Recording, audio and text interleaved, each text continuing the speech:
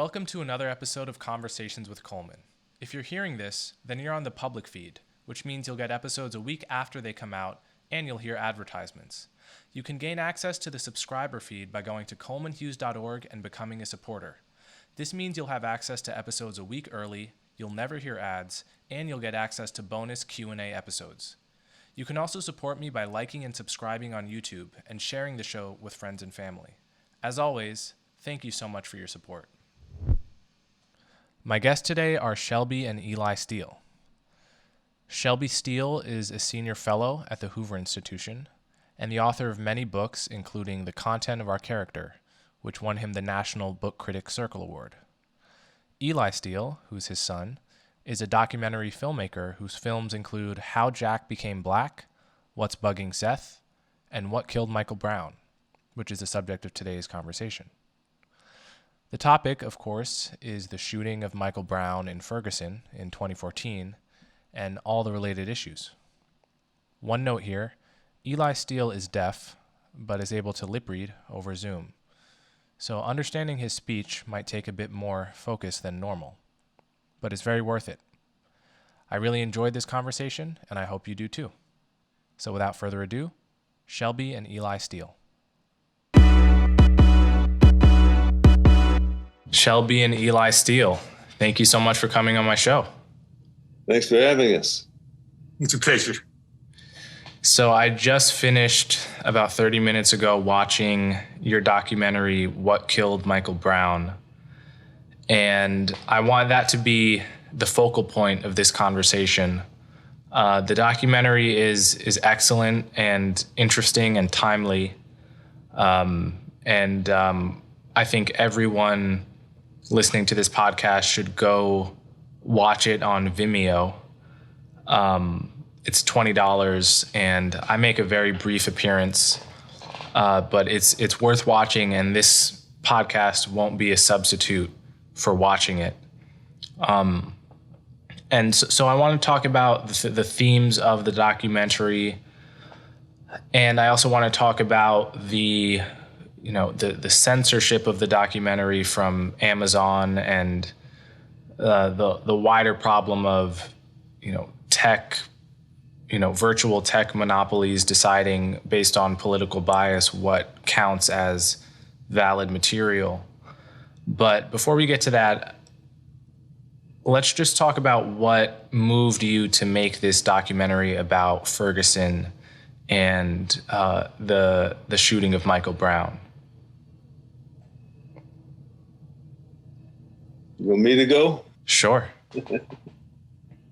I think we felt that Ferguson and Michael, the death and all of the hoopla surrounding it, that the major themes of race relations in America were politically, culturally, and so forth, were in play in this one isolated incident. I mean, this is a shooting of a teenage black male by a white cop. But again, just one death. President of the United States became involved. The Attorney General became involved. The FBI became involved. Meanwhile, on the south side of Chicago, thousands of black boys and girls were shot, hundreds killed, and very little attention at all. Well, the only real difference is that in Ferguson, the trigger finger was white. The victim was black.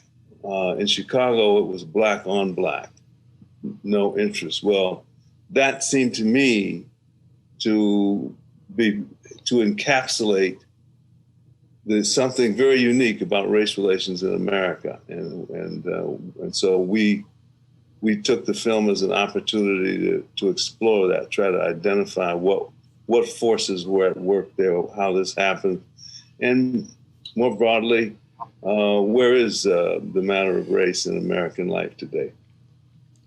Yeah, the one thing that was interesting about the whole thing was that we started this documentary probably 2017, and we were looking for some kind of event or some issue to tackle. And what was interesting about Ferguson was that it had become almost a sacred symbol in America. It's sort of like Selma, like people quote Ferguson, like Selma, it's like a marquee point in American history. But the problem with that is these two very different narratives. With Selma, nobody disagrees with that. Everybody, unless you really are not, everybody embraces that. But with Ferguson, it's such a divide. And so that's what we want. That was part of the attraction of why is this such a divide? Why is the narrative going into almost every institution? And why are we not allowed to question it? Yeah. So to your point, Shelby, about the lack of attention that's paid to victims of to Black victims of homicide by Black murderers, usually the retort to that point is that activists care more about police-involved homicides because they have state authority on their side. Right? That's generally the first clapback. But there's something disingenuous about that argument, I feel, because if you look at how many unarmed white people get killed by the cops every year, often in precisely the same circumstances as unarmed Black victims, those white names just get memory hold. They're lost to history. Nobody cares. So I was aware of one case that happened in 2015 of a white man in his late 30s named Daniel Elrod. And it stuck out to me because the details of the case were eerily similar to the Michael Brown case. Daniel Elrod had just robbed a store, and there was dispute about whether he put his hands up when the police accosted him, and he was shot and killed in that case. And nobody knows the name Daniel Elrod. So I think at the end of the day, it really is the case that it's not about people caring more about violence perpetrated by the state. It's about the colors of the victim and the perpetrator. And I guess the other way to see this is to ask why the Trayvon Martin case got attention when it wasn't a white cop in that instance, it was a white civilian. So it's really all about the color of the victim and the perpetrator in these cases. Mm-hmm. They made Trayvon Martin into a vigilante. So they kind of made him into a cop figure, like he was a vigilante. Zimmerman. Oh, Zimmerman, you mean? Right. Yeah. So let's dive into a little bit of background about Ferguson as a place. Can you give people a primer on the history of Ferguson and some of the misconceptions about how Ferguson was portrayed in the media in the aftermath of Michael Brown's death and what the place is actually like when you visit? Let's see. I think the word that comes to mind in terms of describing Ferguson is nondescript. It's a hard little place. It's so utterly ordinary. So ordinariness just seems to be its very essence. It's a suburb of St. Louis. I'd say probably working class suburb with some sections that are much better off. Actually, some parts of Ferguson are very beautiful and seem to be well-to-do and so forth. But it's a typical sort of suburban, not the town I grew up in, off the south side of Chicago, somewhat similar. Easy to overlook, kind of nondescript. It was created by the railroads years and years ago that made it a stop, and so the town sort of built up around that stop. In recent years, it has been like most of major cities in America, kind of victim of white flight. As whites move out of the city and move to the suburbs, and Ferguson was one of the first ones that they moved to.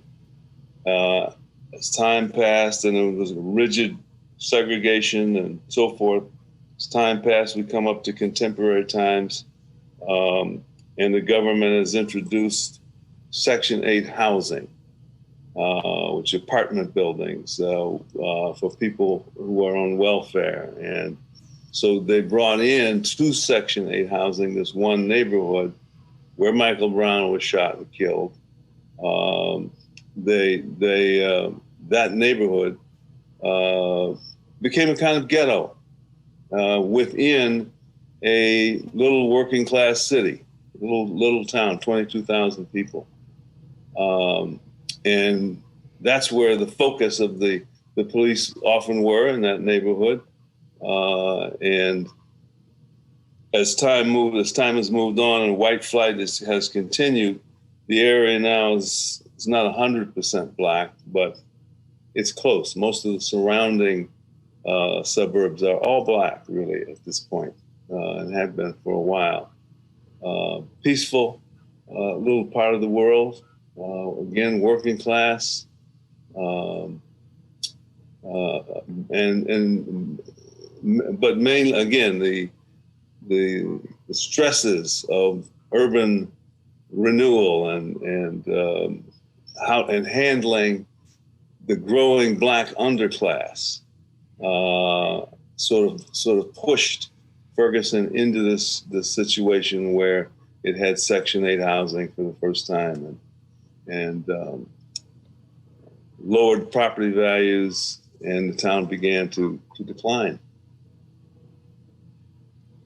And in the documentary, it looked like there was some frustration from white residents of Ferguson who felt that in the coverage of the Michael Brown shooting, they were being portrayed as racists, when in fact they felt like, being the white people that stayed in Ferguson, that they hadn't participated in the white flight that many other white people had. And there was a sense of extra insult at seeing themselves as people who stayed, and then now having the finger pointed at them as racists.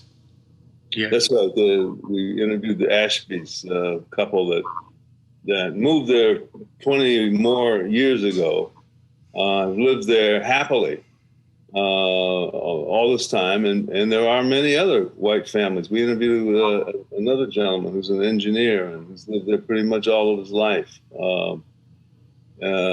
And these people now live under the accusation, of course, just because they live within the city limits of Ferguson, that this is somehow an enclave of white racism and so forth. When in fact the opposite is true. These are people who were looking for integrated neighborhoods to live in, and we're happy and proud to find Ferguson, and they've devoted their lives to it. Many of them are still there, even though they've paid a price, and how the values of their homes have gone down and so forth. But they've stayed true to their feelings about what's really possible for this little town. Yeah, the damage was significant, because you have people that are black coming from North City, St. Louis. It's in the north part of St. Louis is black, the south part is white. They were coming to Ferguson as like the first step, like buying a home, becoming a citizen and so forth. And you had the whites many of them who stayed, and they made this into a community, and they did. They were working together. Then this happened. And then you have the outsiders who have no idea what the history is like. And they impose the narrative onto the people. They have very oversimplification of it. So you are white, you're racist, you're black, you're a Christian. And, really they divide the town, and these people, despite that, are still trying to hold on to what they had before. Like, for example, the Ashbys that he mentioned earlier, they volunteer, they try to integrate, they try to keep that integration going on. But it's a huge challenge, because when you have outside forces coming in, whispering into people's ear, they start to question what you may be doing. So it creates the undercurrent in that community. Yeah. Yeah, there are a lot of directions to go in here, but let's I guess first go into what happened. Remind people what happened with Michael Brown and the officer Darren Wilson, because I think a lot of people, when they recall the Ferguson event, all they remember is white cop killed a young black man who held his hands up and said, "Don't shoot." So, you know, you call this a poetic truth, Shelby. Can you explain what you mean by that, and then can we remind people what was actually found in the Department of Justice investigation? A poetic truth is the version of an event that you concoct in order to pursue power. And you use poetic license to bend reality, to shape it. So Michael Brown was not just a kid who on a hot afternoon lost his temper, attacked a policeman, and ended up being shot. Michael Brown is a black man, representative of blacks all over the country, all throughout American history, who have been lynched and shot and murdered by racist overseers, policemen, and so forth. So poetically, Michael Brown's death is a sort of image of this history, and in that sense sort of validates or proves that this history is still with us today. We're still a society that is capable of murdering a black teenager for no other reason than the fact that he's black. So that's what we mean by poetic truth. And so there's in these kind of events, almost instantly, there's a competition between the poetic truth that we start to invent right away and reality, what really in fact happened. So you see the character Shahid in the film that is close to the family. He's the one who invented hands up, don't shoot. Again, an image of victimization at the hands of racism.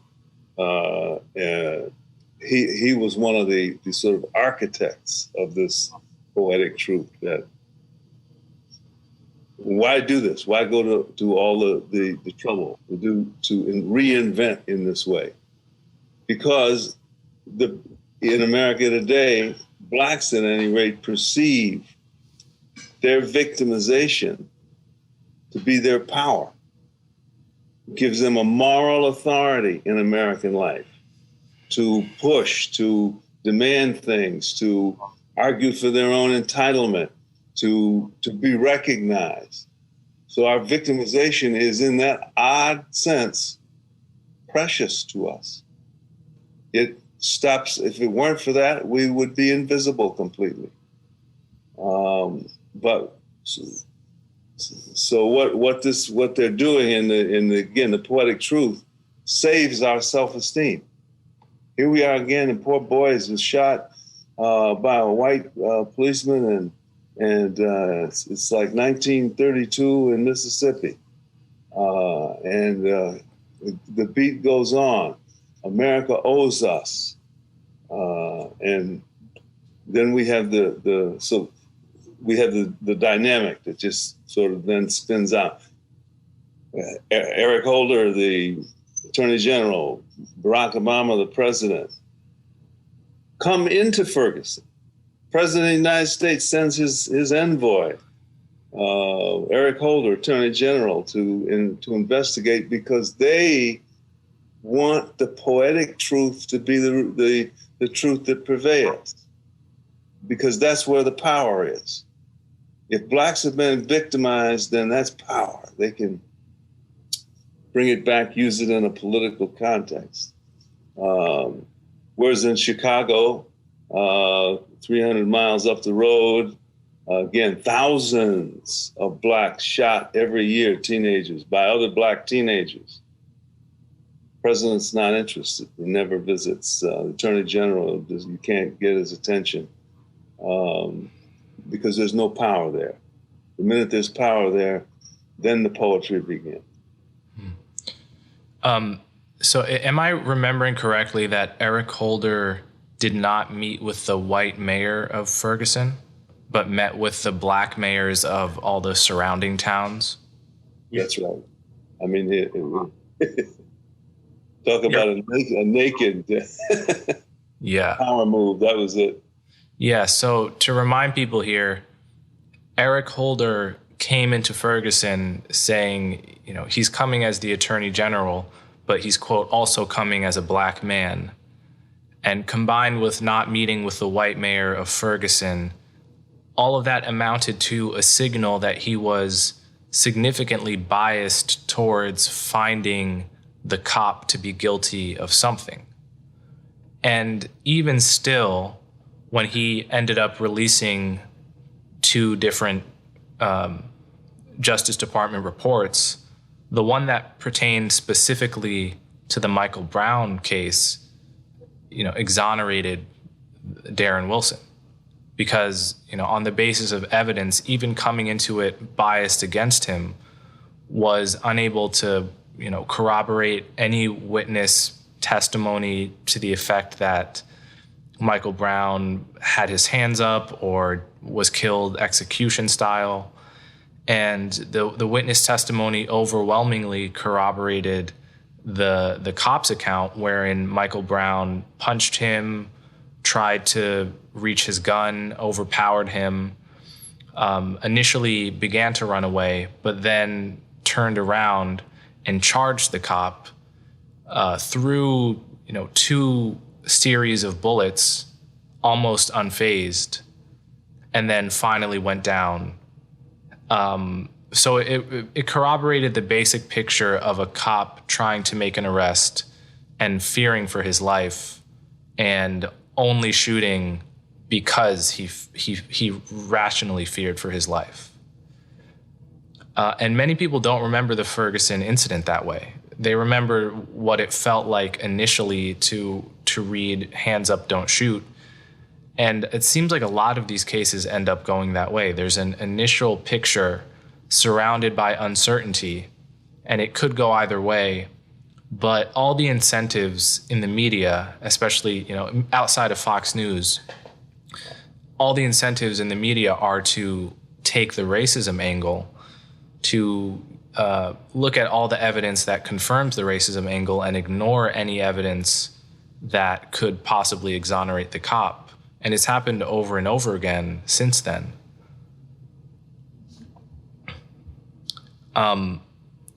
So let's talk a little bit about, we'll talk about the second report that Eric Holder came up with, which was a report that found the Ferguson police to be engaging in systemic racism and, essentially exploitative for-profit policing of the black population of Ferguson. Can you explain how he came to that finding in the report? It was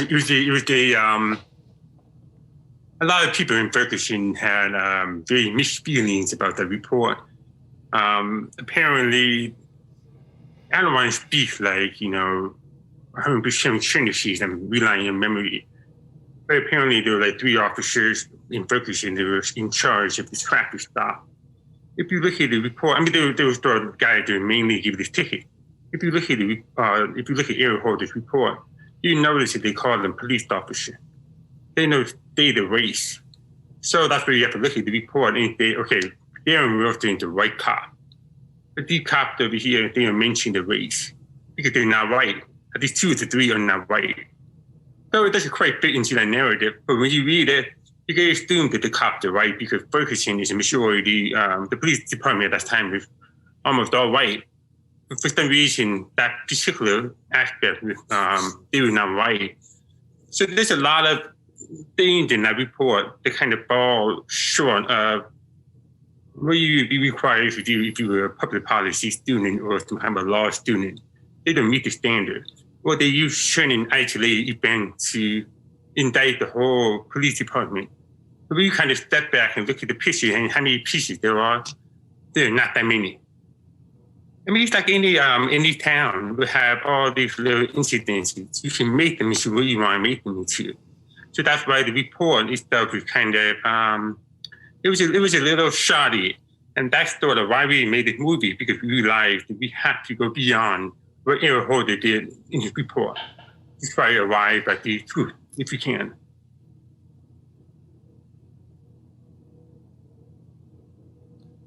Yeah, and I think I recall someone in the film expressing some degree of sympathy for that report on the basis of, you know, the habit of finding, you know, poor people who are almost all black in a particular neighborhood, who almost certainly couldn't meet the fines, and then get into a cycle of owing the city money, and questioning whether that's actually the wisest policy to pursue, or whether that doesn't just engender, you know, hatred and lack of trust and, you know, poor relations between, you know, poor people and the cops.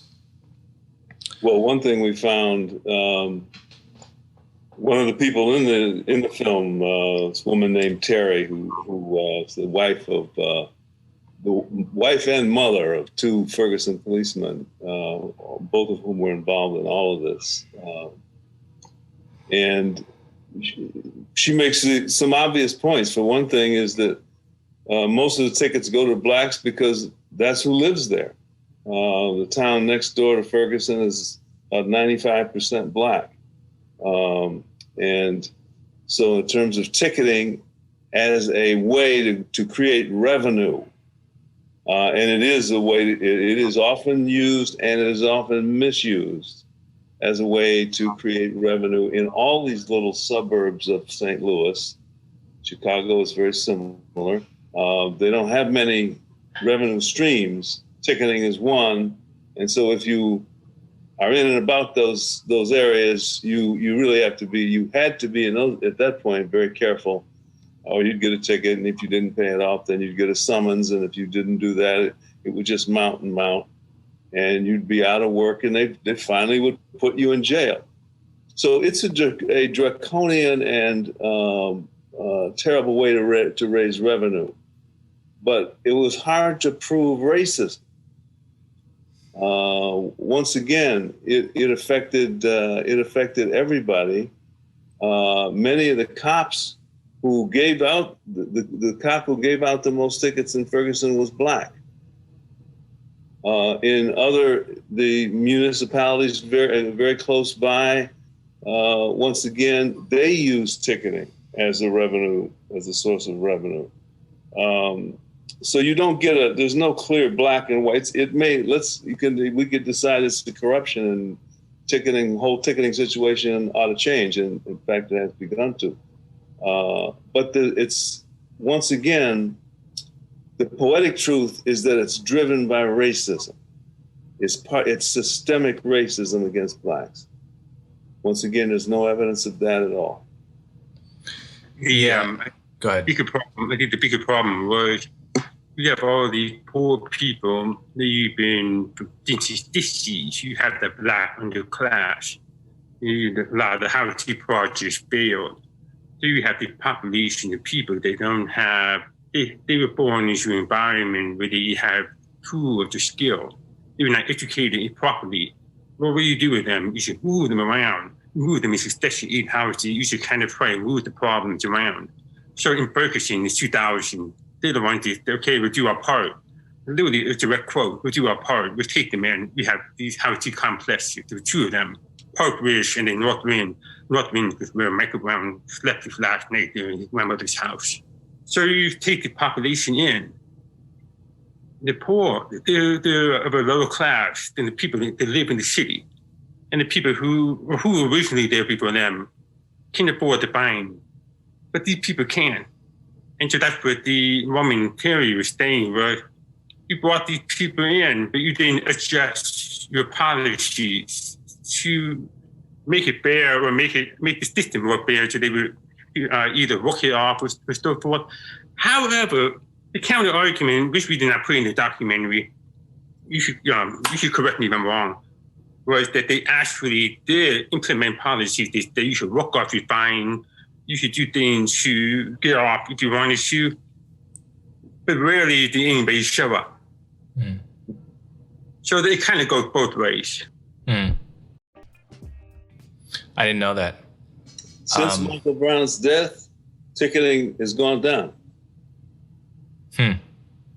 Because it now, the government, it invites the stigmatization of being racist. And so the government just doesn't want a part of it anymore.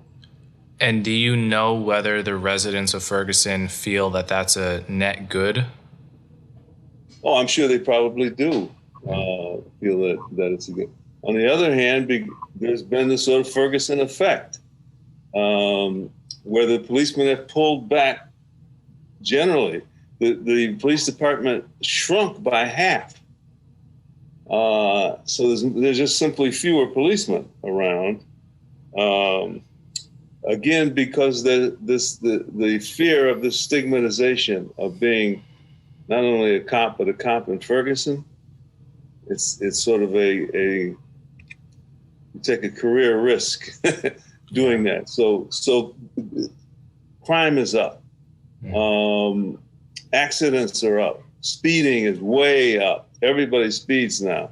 Comes to Ferguson to speed through, and while police watch it happen, they simply are that afraid or intimidated by this fear of being stigmatized as racists. And so the quality of life has declined because crime goes up and the policemen are holding back. Yeah, I think a lot of people want to live in a world or want to pretend that we're living in a world where there's no trade-off between police presence and crime. And it seems so naive to me to feel that there's no relationship between those two things, that the police can just back off and nothing will change.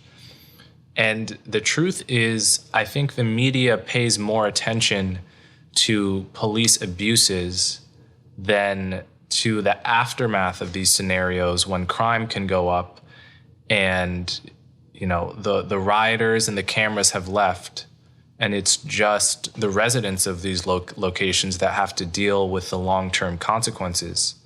So, for example, in Minneapolis, I've been seeing a few articles in the past 2 months saying that in the aftermath of George Floyd's death in police custody and the police backing off as a result, that a lot of residents are now asking for a greater police presence.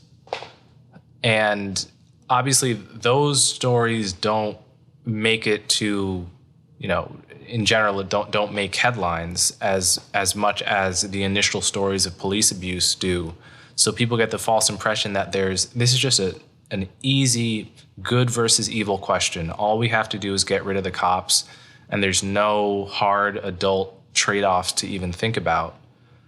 And that's one of the pernicious long-term consequences of the way these incidents are talked about in the media.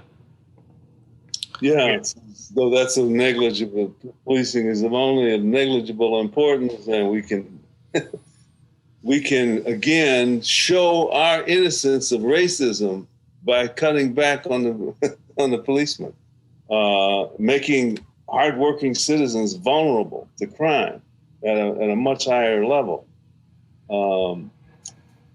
So this is where you see ideas associated with liberalism, this progressive view of the world, next to reality, begin to fall to pieces. Wherever you lower the presence of police, then crime goes up. There may be some exceptions to that, but I'm not aware of them. I've never heard of them. Are you aware of the Harvard economist Roland Fryer? He's just come out with a paper that studies every Justice Department investigation of a U.S. police department since the 90s, trying to answer the question, do these investigations of police departments lead to an upswing in crime?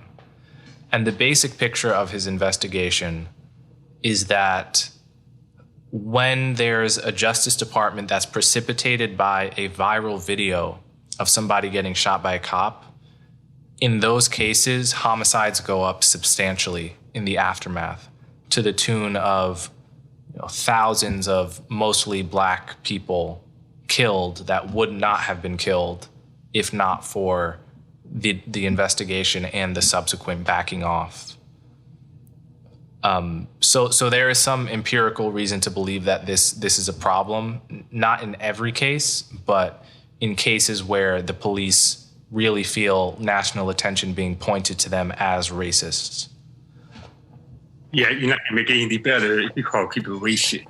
I mean, because I think that same report, if I'm correct, also states that when there's a proactive effort to make a police department better after a viral shooting, the department will comply and actually want to get better because they're not being targeted. It's just, hey, we're part of the community. We don't have all the answers. What can we do to make us better? That's a very different thing than going at somebody, coming at somebody because you're a racist. I mean, you're not getting rid of that. Yeah, this is one of the odd things is that most people who are trying to shame others into changing their opinion, probably can't think of a moment when they themselves were instantly shamed into some new opinion, but they seem to be operating under the assumption that this will work as a tactic for others. So I want to talk a little bit about the riots. It occurred to me when I came down to Ferguson, when you brought me down for the documentary, that most people following these incidents from their homes don't see the long-run devastation that riots cause. The businesses that leave and never come back, the abandoned buildings, the disinvestment and the poverty and unemployment that riots can cause several years after the riots are over. I think I must have come last year or the year before, and last year, and you pointed out to me, I think it was a black-owned barbershop that to this day hasn't returned as a result of the riots in 2014. And that's another blind spot that the media has because, it's if it bleeds, it leads. When the riot's happening, it's very sexy to cover it and to, put the people that are saying this is how the people feel, the people are angry, so on and so forth. But after the whole thing is over and it's just smoke and the cameras have gone, no one's really paying attention to the long run devastation. So did you? How much of that do you think is lingering today in Ferguson? Well, Ferguson it's sad. As you say, this is a pattern that affects. You can look at the riots of the '60s, Detroit, Los Angeles, and so forth. Detroit has never, in now 50 years, recovered. It's just not remotely the city it once was. Watts in LA is still struggles. Riots leave. They become territories that human beings want no part of. They want to abandon, and so they usually intensify and deepen poverty and all the things that that distress these cities. But in Ferguson, the first time we landed there, began to drive around the city. What you said a moment ago about not really realizing the damage, I hadn't really realized. There's perfectly reasonable office buildings and storefronts wiped out years at that time after the riots had happened. The damage was amazing, and all the businesses people would point out to us, gone. One woman had a bakery that was very popular and so forth. She tried to come back. It was a struggle because people are not coming downtown anymore. It's gone now. Well, one business after another. Certainly, in the future, one hopes this will turn around. But the negative stigma that sits on Ferguson. People have lost, half the value or more of their homes. Are you going to really buy a house in Ferguson at this moment in time? So, point being, riots do a lot of collateral damage to the communities that claim to be injured in the first place. This is what drives us to, is racism, drives us to riot. And, it's this kind of syndrome. Then we really tear up our own cities then afterwards, in a sense. Again, to sort of validate that poetic truth.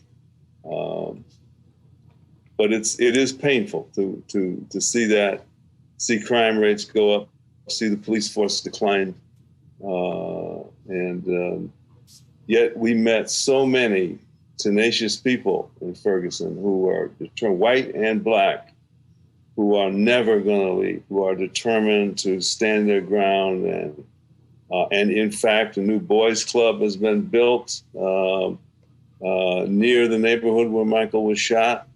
So there are some good things that have come out, but they've had a difficult struggle. One thing that's interesting about all of it is that the difference between the protest of today and the protest of the 50s, the 40s, the 60s, is that Martin Luther King had a philosophy that he would never go into a town unless he knew that the people would be protected or remain the same, because he knew that coming into that town could invite violence. I mean, you have to remember, this was segregation. The people would take name, and then once they left, they would punish him. Either kill them or force him out of a job or something like that. We don't do that today. We just have instant gratification. We just riot, and then we go, okay, we're done. We get famous. We get our name on Twitter. We get the accolades. We get everything. We're not responsible to the town or anything. Most of the people have never come back. Yeah, and you point out that a lot of the rioters were not from Ferguson. By far, most of the rioters were not from Ferguson. Maybe 1 in 10 was actually from Ferguson. We kept hearing that sort of breakdown. Most of they were from everywhere. They were from all across the country. They were even from Europe in some cases, but not Ferguson. And they knew that immediately. I think it was just Sunday night. So Michael Brown was killed on Saturday, if I remember correctly. On Sunday night, they burned the Christian dot. So where Michael Brown's body was, if you just go up the street and turn right onto Restoration, that was the Christian dot. That's where everybody shot. That's where everybody in the neighborhood got the food. So the people in that town were not burned that place. So they knew immediately it was done by outsiders who had no idea what that place meant to the local. And so that's when they realized, we've got a bigger problem. We've got people coming from outside. Yeah. So the other thing that I find really interesting about the Ferguson story is the story of the Ferguson market and what happened with that in the aftermath of Michael Brown's death. So can you tell that story about the demands that were made and concessions and further demands? And to remind people, the Ferguson market is the Pakistani-owned, sort of almost like a Indian. Okay, The misconception with Pakistani, but they did from India. Okay, yeah, sure. So it was an Indian market, maybe not quite a deli, almost like a convenience store that Michael Brown had been to the night before and had just robbed before the cops accosted him, and it was the reason why the cops were called on him. So can you tell the story of what happened to that market after? Can you tell us a story? Eli knows it very well. Eli? So the market was, that's the reason why they burned the Christian stock. They thought that was the market. They thought that where Michael Brown had gone and the cops had called. So that was the mistake. It was actually about a quarter of a mile down the other way down the road.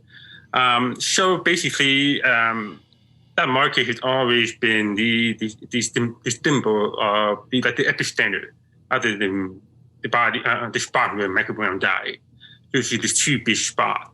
So in 2018, the 4th anniversary of Michael Brown's death, they needed, I guess, the protesters needed some sort of target to focus on. And as they point out in the film, the chief, Tom Jackson, was gone. All the major players from the 2014 incident were gone. The only main target left was the market. So the protesters targeted the market, and they basically asked for demands like, you must close down on the anniversary of Michael Brown's death every year. You must host a barbecue. You must contribute to a Michael Brown's, or actually pay for a Michael Brown scholarship fund. You must stop selling some kind of commercial drug, like some cough medicine. It's like a precursor for another drug. So I mean, it's a legal product, but you must stop selling that. So anyway, do all these demands. And the market met every single demand, except for, they wanted them to close down for 3 days on the Michael Brown anniversary. They said, we'll close down on the day. We got to make money.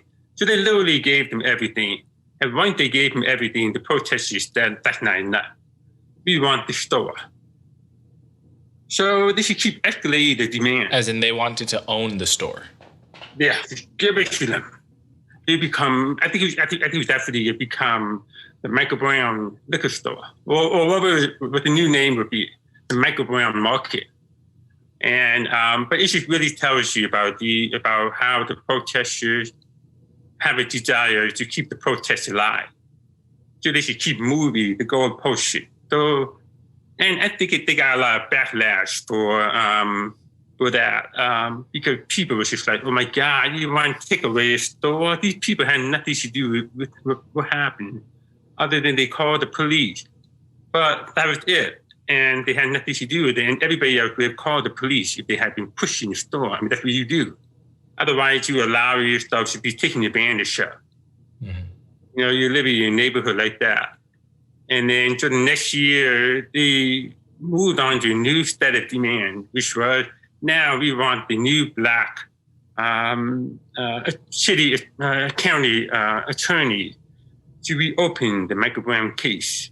I guess they felt that they have black guy in office, you might find somebody the right guy didn't find. So anyway, it's just a new story, something that just feeds the media and just keep the Michael Brown thing alive. And you kind of feel a little sad for them in a way, because you just know nothing's gonna come out of it. Nothing. I mean, I come from. Go ahead. I was gonna say, one, the pattern that was fascinating for me about the market and what they kept escalating and this give me the market, give us the market is the I think the underlying dynamic is that it's a situation of the victim probing his presumed oppressor to see how much entitlement am I due? And so though this liquor store had nothing to do really with the death of Michael Brown, he had gone there but the night before and so forth. The father, the blacks in the community participating in this were probing. We're victims. We want entitlement. We want you to literally, in a free enterprise society, give us this business. Just give it to us. Well, that shows you, to me, a people looking for power through their victimization, not through their talents, their efforts, but through their happy almost to see victimization because that seems to be the ticket to ride. And the liquor store, it seemed to me, was a good example of that pattern. And it's always self-destructive. It always ends up hurting the people who are probing, who are trying to manipulate for their entitlement. They end up the first losers. Listen, I feel a lot of empathy for the father, for Michael Brown's father. In a way, I mean, you have to remember this is the guy that never asked for this to happen to him. So that's why, I mean, I don't condemn him or anything. I don't know how I would behave if I was in that situation, because as my father stated, really in that situation, you have an enormous amount of power there. Michael Brown, the father, is well known, he's famous, he's lived out obscurity into this echelon in a way. And so I don't have I have a lot of empathy for him because in a way he's trapped. Every year he comes back out. Every year it's something, it's a heavy burden to carry. I mean, it's a heavy thing to deal with. With most people, if you lose a child, you're on your own. There's no power there. You have to deal with that and move on. And he is not in that same situation. He's in a very political, a very racialized situation. And in a way that kind of hurts him, I think. Because if he was just a white guy, or if he was a black kid and he killed his son, he would have had forced to deal with it and move on. And move on with his life. Yeah, I mean, there's so many interesting and telling dynamics in this one story. It's almost a parable. And, when I've thought in the past year and a half about the issue of reparations and what would constitute enough, I often have trouble convincing people that whole way of framing the question misses something very important about the psychology of demand-based activism.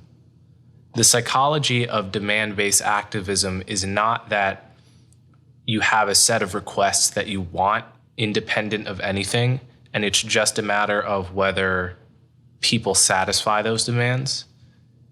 It's inherently a goalpost shifting mentality that the moment you get what you asked for yesterday, it will no longer feel like enough. And there will be massive social incentives for anyone who steps up and says, actually, we need more. That person is going to get boosted to the top of the social hierarchy. And this is what people don't understand about reparations and any similar psychological dynamic that's going on. And so I want to point people to this case as just a warning about the fact that you have to draw you have to give compensation where compensation is due based on legal precedents, but you have to draw a red line, and you have to leave people unsatisfied. That's what that means. Or else you will be in a never-ending cycle, and they will take everything from you, you know. And it does. And the other dynamic I think it highlights is there's this very neat and convenient separation people have in their minds between the victims and oppressors. And it seems to me the real world does not work like that. You know, today's victim easily becomes tomorrow's oppressor, and today's oppressor easily becomes tomorrow's victim, because human beings, you know, contain the potential for good and evil within almost all of us, save for, you know, the whatever tiny percentage of people are true psychopaths. Most people can easily find themselves being a victim or an oppressor based on the circumstance. And in this case, these poor, you know, Indian shopkeepers who were initially victims of Michael Brown, later were asked to give up everything they worked for in their lives to atone for something they had absolutely nothing to do with, and if anything, were already victims of. So who is the oppressor in that local circumstance there, right? So I encourage people not to just cleave the world into, you know, good and evil in this simplistic way where white people are evil, black people are permanently noble. It's a dehumanizing of both parties, and it fails to capture the complexity that's involved. Yeah, we as a society are really moving towards that. My son, he is 12 years old. He's in 7th grade in a charter school in Los Angeles. George Floyd happened. All the riots happened. So obviously, everybody wants to make some sort of symbolic gesture. So his school, the way they handled it is to ban Huckleberry Finn with the N-word. But what does that stop? You know, you prevent George Floyd, you can prevent all of that by banning a book. For me, what you're talking about is the complexity, and so it's a very simplistic, almost, you know, virtue stimulating action that does nothing. And the irony is that book, with all the complexities, with all of the problems, with all of the N-word and everything, can actually teach a lot more about life than this very simple action of banning the book. Teach the kids what the N-word means. Teach them the history of it. Teach them the consequences of it. Any kid that learned that will never use the word. Mm-hmm. Because they will know and understand that, and that's what we're doing as a society. On so many levels, we're not really educating people on complexity. We're not teaching them, you know, good books. We're not teaching them like crime and punishment. How you go from a guy, a low-down criminal, to somebody who is turned to religion at the end of the book. I mean, that's a complex big figure. Is she able to achieve redemption? No, what we do is if we like somebody, we find one flaw in them, and we bring them down on that one flaw. We ignore the humanity. And that's what we have become as a society. And it's very damaging. So I really agree with you on the need to bring that complexity back into our humanity, confuse people. It makes you look at people in their race, color, and stuff like that. Yeah. So before I let you guys go, I want to talk about what has gone on with your attempt to get the documentary on Amazon. So I've read in the Wall Street Journal that they're not letting your documentary be sold on Amazon and stonewalling you. And so can you just tell everyone what's going on with that? How about I give you what happened and I give you the meaning behind it. So we uploaded every day onto the platform on September 29th. by on October 1st. They say you have to choose for a review period. And in case you have an issue or something, it may take 2 or 3 weeks. So they advise you to start 2 or 3 weeks before the day that you want released on. So I picked the day. I did November 16th. I uploaded the material. It's just 3 components: the film, the caption, bio, artwork. That's it. Then on October 1st, 2 days later, we get put into called content review. This is my first time, so I think, I must have messed something up on the files or something like that. But as the days went by, and I kept emailing trying to answer nothing. And the days went by, and then I looked up content review, and I realized that there was 4 categories.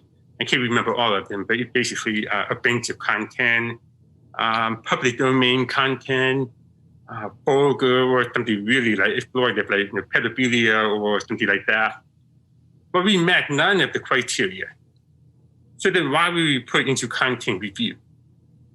Why were we flagged? I mean, it's a documentary. We use these stats footage that other Ferguson documentaries do. I mean, it's all share footage, interviews, and that's it. So why were we put into that? I don't know. And then on October 13th, 7:30 at night, which is kind of a little weird time, we get the email that reject us. But what's worse about that email is that they do not reach the mission of your film, do not even try to come back to us. And you cannot appeal this. So it's over, it's done. Communication is done. I've been rejected in Hollywood many times. I have never received such a letter with such finality. And so we moved on. I mean, it's America. We just said, okay, we move on to a new opportunity, and we did. And we put the film onto Vimeo, and we've had a lot of success with that. And the interesting thing is, when we put the film on Vimeo, Amazon all of a sudden puts the film back on. But wait a minute. So we had like 3 days to publish it. We had the Wall Street Journal, a couple other things. So obviously, it was up in the air. And then you also had the New York Post story with the Biden thing that was going on. So all of a sudden, whoa, you can't do that. When you reject that, you forfeit your rights to our property. You can't have it. So you can't put the film up without permission. So then we get an email from Amazon. The film's up. So what happened? Well, it turned out there's another whole component to the story, and they were behind our backs and whatever it is. And they kind of came back to us on Sunday after we already issued a cheesy disorder. If you go reject us because we're not right for you, we don't want to be on your platform. And I think it's very important to take a stand like that. Because why are we going to be on your platform? And it turns out that Amazon has told this third party, the email was a mistake. Oh, okay, it was auto-generated. How is that possible? I mean, you have a film that's sitting there. I mean, this is just generated email.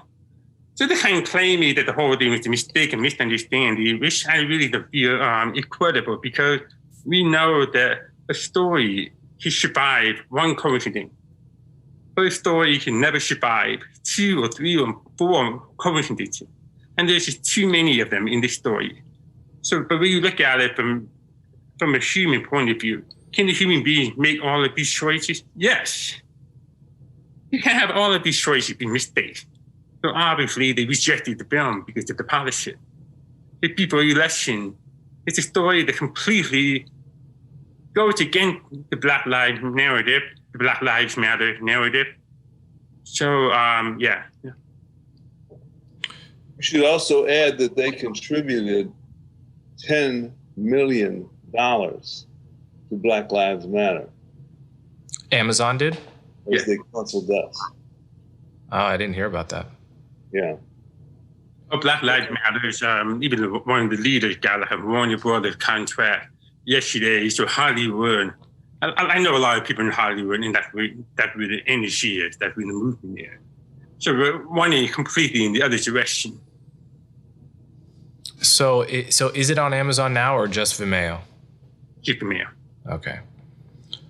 Well, I guess I don't know what lesson to draw from that other than what we already know about, Amazon and Twitter having a left-wing bias, Twitter, as you mentioned, Twitter, censoring the totally legitimate Hunter Biden story.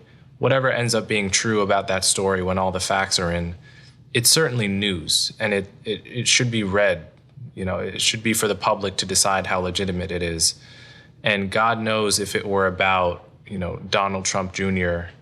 or Eric Trump, that story would have been allowed to circulate on Twitter. So I'm glad that it's out. The documentary is called What Killed Michael Brown, and you can get it on Vimeo. And before I let you guys go, is there anywhere else that the audience should go towards to find your other work, like a website or a Twitter page? We do have a website, whatkilledmichaelbrown.com. And you can get the movie from Vimeo there, and a bunch of things that are. Yeah, should if you're interested in watching the film and you don't like Vimeo or so forth, we're talking to a bunch of other people right now, so we'll probably be rolling it out on different platforms. So the best thing to do is subscribe to whatkilledmichaelbrown.com, and you get all the updates. Okay, thank you so much for coming on my show, and I hope everyone listening goes and watches the documentary. Thanks so much, Eli and Shelby. Thank you for having me.